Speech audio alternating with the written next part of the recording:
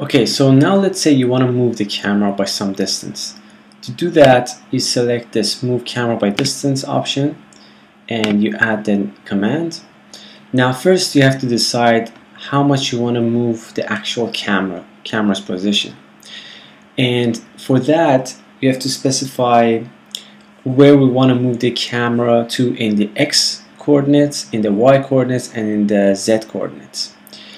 And to illustrate what the X and Y and Z mean on our solar system, let's take a look at this picture. Basically, when you're looking at the solar system for the first time, this is what the coordinate system looks like.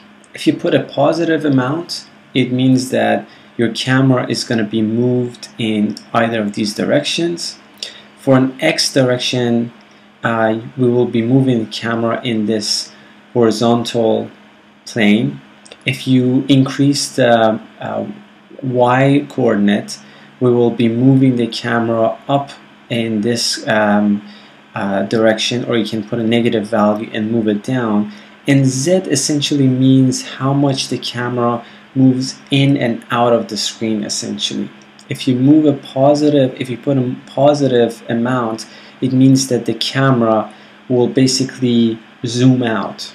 If you put a negative amount, it will get closer to the sun. And this is true when you first launch the application.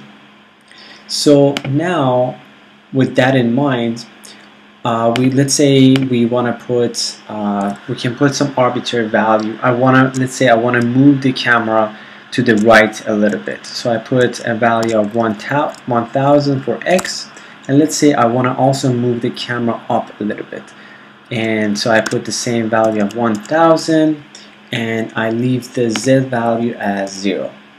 The next set of values that we set specify where the camera is looking at, and again this is specified in the X, Y, and Z coordinates. So if you don't want to change where the camera is moving at, you can leave all these values as 0. If you want to move where the camera is looking at, then you can change these values accordingly. I'm just going to put 0, 0, 0 for these values. And then duration again is the amount of time it takes for the camera to move. I'm just going to put 3 seconds for now. And then the easing and synchronous options we've discussed before. They're the same values that we've seen before. I'm going to select both of them. And now let's say I zoom out a little bit.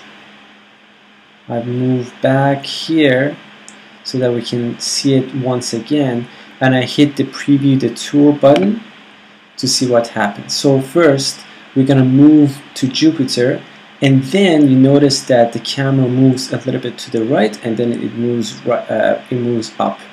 And that's how you can move the camera by some distance.